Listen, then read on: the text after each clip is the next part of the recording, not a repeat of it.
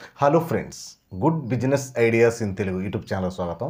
Friends, మన channel గురించి మీకు తెలుసు, మన ఛానల్ పెట్టిన ఉద్దేశము మీకు తెలుసు. ప్రతి ఒక్కరికి ఏదో ఒక వ్యాపారాన్ని తెలియజెప్పాలి, అలాగే ఏదో ఒక స్వయం ఉపాధి అవకాశాన్ని తెలియపరచాలి అనే ఉద్దేశం మీదనే మనం ఛానల్ ప్రారంభించాము. అందులో భాగంగా రకరకాల వ్యాపార సమాచారాలు, రకరకాల స్వయం ఉపాధి అవకాశాల గురించి తెలియజెప్తూ వస్తున్నాము.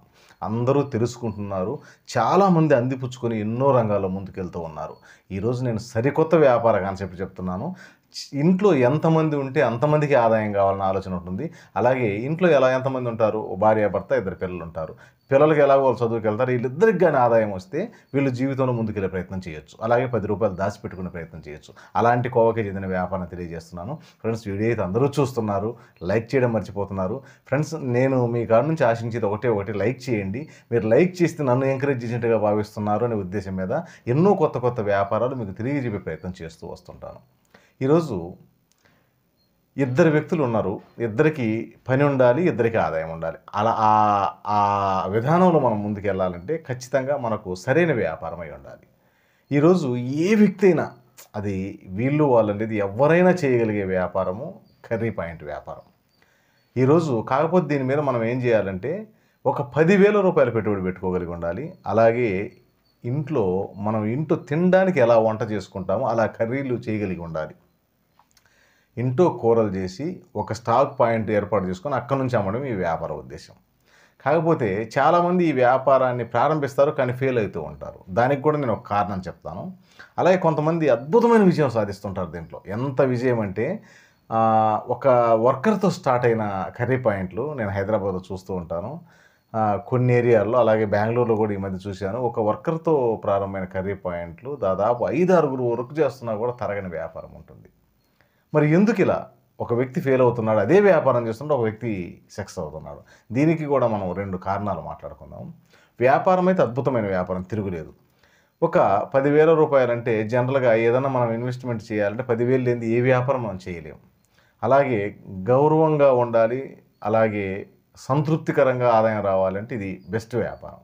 ఇక వ్యాపార విషయానికి వస్తే, మీరు ఈ వ్యాపారాన్ని ఎక్కడ ప్రారంభించాలి అంటే, ఈ తెలుగు 2 రాష్ట్రాల్లో మీరు ఏ ఊరైనా పర్వాలేదు, అంటే ఎక్కడైనా కూరలు అవసరం అవుతాయి కాబట్టి ఎక్కడైనా ప్రారంభించడం జరుగుతుంది, ఇబ్బంది ఏం లేదు.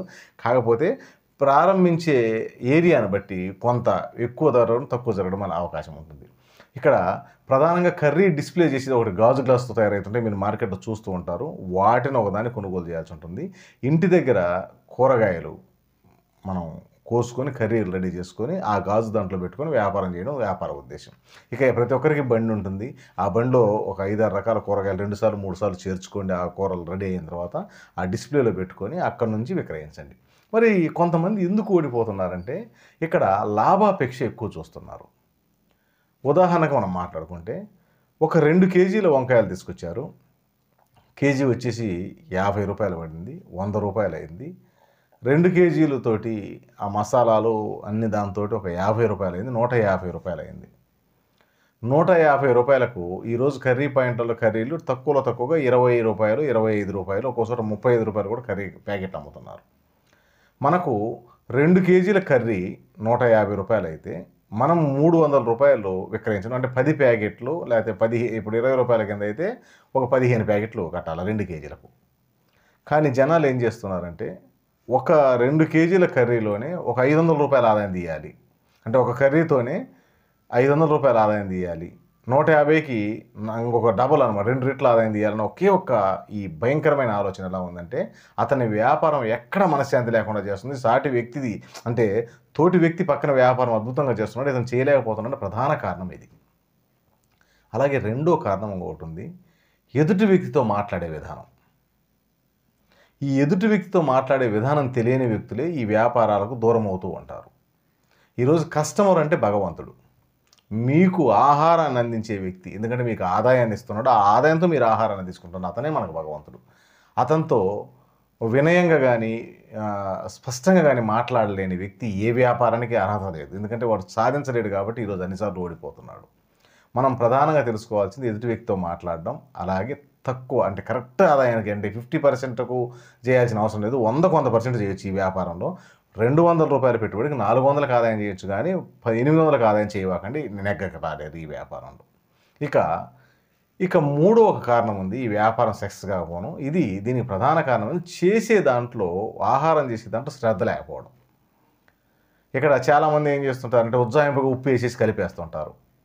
ఖచ్చితంగా దీంట్లో ఏ కర్రీ మీరు చేయండి, సాంబార్ చేయండి, రసం చేయండి, పెరుగు పులుసు చేయండి, ఖచ్చితంగా టేస్ట్ ఉప్పు ఎంత సరిపోయిందో చెక్ చేసుకున్న తర్వాతనే కౌంటర్లోకి వెళ్ళాలి.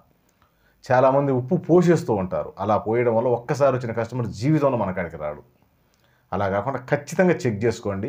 చెక్ చేసుకున్న తర్వాత మనకు కరెక్ట్గా ఇంట్లో మనం తినే విధంగా ఉంటే అది అందరికీ సరిపోతుంది. ఒకవేళ చాలకపోతే వాళ్ళు ఇంట్లో అప్పుడు వేసుకుంటారు. అంతేగాని మనము తినకుండా అసలు నోట్లో పెట్టుకునే విధంగా లేకుండా ఉప్పు వేసిందా కస్టమర్ రారు. ఇక్కడ పని వాళ్ళని పెట్టుకోవడం వల్ల ఆ పని వాళ్ళకు కష్టంగా ఉంటే, ఒక వ్యక్తి నాతో అన్నమాట ఏంటంటే, మా వ్యాపారం బాగానే నడుస్తుంది సార్, ఒకసారి డల్ అయినదంటే ఈ వర్కర్స్ని పెట్టుకుంటే ఈ వర్కర్స్ ఓనర్ మీద కసితోటి, కోపంతో సాల్ట్ వేస్తున్నారు కర్రీలు అని చెప్పారు. ఇది వాస్తవం, ఇది గమనించుకోండి. ఒకవేళ వర్కర్లు ఉన్న వర్కర్ పరిధి ఏంటంటే కోసే వరకు, తయారు చేసే వరకు, ఇవన్నీ రుచి చూసేది ఇవన్నీ మాత్రం యాజ్ ఏ ఓనర్ చూసుకోవాలా. కస్టమర్కు ఎటువంటి ఇబ్బంది లేకుండా, రుచి విషయంలో ఎక్కడ కాంప్రమైజ్ కాకుండా, క్వాలిటీ విషయంలో కాంప్రమైజ్ కావకండి. అలా చేసినప్పుడే మీది 10 కాలాల పాటు రన్ అవుతుంది. ఈరోజు ఎంతో అవకాశం ఉంది మార్కెట్లో. అమ్మో ఎవరో పెట్టారు నాకు జరుగుతుంది జరగదని అసలు ఆ ఆలోచనే అవసరం లేదు. ఈరోజు ఎంతమంది మీరు ఎన్ని ఏరియాల్లో ఈ వ్యాపారం పెట్టండి జరుగుతూనే ఉంటుంది. ఒక స్టాల్తో స్టార్ట్ చేయండి. ఈరోజు ఒక ఊర్లోనే మీరు 10 స్టాల్స్ ఏర్పాటు చేసుకోవచ్చు. ఎందుకంటే మీకు అక్కడ చేసే కెపాసిటీ ఉండి మీకు ఆ ఓపిక కానీ ఉంటే 10 చోట్ల కూడా మనం ఈ వ్యాపారం చేసుకోవచ్చు. ఎందుకంటే మన టేస్ట్ ఆ విధంగా కానీ మనం చేయగలిగితే, రీజనబుల్ అంటే క్వాలిటీ, క్వాంటిటీని, ఈ క్వాంటిటీ కూడా గుర్తుపెట్టుకోండి. క్వాంటిటీలో కాంప్రమైజ్ కావకండి, క్వాలిటీలో కావాలి. ఈ రెండు కానీ మీరు పట్టుకోగలిగితే ఈ వ్యాపారంలో దినదిన అభివృద్ధి చెందుతూ లక్షల రూపాయలు, కోట్ల రూపాయల స్థాయికి కూడా వెళ్ళే అవకాశాలు ఉన్నాయి. ఎందుకంటే ఇది ఎంతమంది పెట్టినా మీకు పోటీ కాదు, మీకు మీరే పోటీ. రాజు, మంత్రి, కర్త, కర్మ అన్నీ మీరే అవుతారు. కాబట్టి ఒక్కసారి స్పష్టంగా తెలుసుకొని ఎక్కడ పెట్టాలో ప్లాన్ చేసుకొని, అలాగే ఈ వంట విషయాన్ని మొత్తం దగ్గర అన్ని రకాలుగా సమకూర్చుకొని ఇంట్లో వారితో మాట్లాడుకొని, ఎందుకంటే ఇంట్లో వాళ్ళు లేకుండా ఇది చేయలేరు కాబట్టి ఇంట్లో వాళ్ళు ఇది చేయాలి. కాబట్టి చాలా శ్రద్ధగా, అంటే మనం తీసుకునే ఆహారం ఎలా చేస్తాం అలా కానీ కూరలు కానీ చేయగలిగితే మీరు ఎప్పుడు జీవితంలో ఓడిపోరు. ఈ వ్యాపారం ఏ రోజు మీరు మానుకోవాల్సిన అవసరం లేదు. మీకు ఓపిక ఉండాలే కానీ ప్రతి నిత్యం, అంటే ఉదయం సాయంత్రం ఈ వ్యాపారం జరుగుతూనే ఉంటుంది. దాదాపుగా నేను ఒక వ్యక్తి రోజుకు ఒక ₹1000 అని చెప్పాను. ఒక స్టాల్ మీరు ప్రారంభిస్తేనే ప్రతిరోజు ఒక్కొక్కరికి ఒక 1000 వస్తుంది.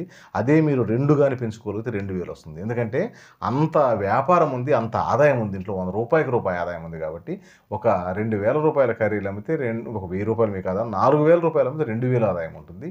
అంత అద్భుతమైన వ్యాపారం. ఒక్కసారి స్టడీ చేసి ఇంట్లో వాళ్ళందరితో మాట్లాడి స్పష్టమైన నిర్ణయం తీసుకోండి. అద్భుతమైన వ్యాపారంగా మీకు మిగిలిపోతుంది. ఫ్రెండ్స్, వీడియో నచ్చితే లైక్ చేయండి. మీ ఫ్రెండ్స్కి ఎవరికైనా ఈ సమాచారం ఉపయోగపడుతుందని మీకు అనిపిస్తే వారికి కూడా ఈ సమాచారాన్ని చేరవేయండి. Okay friends, thank you friends.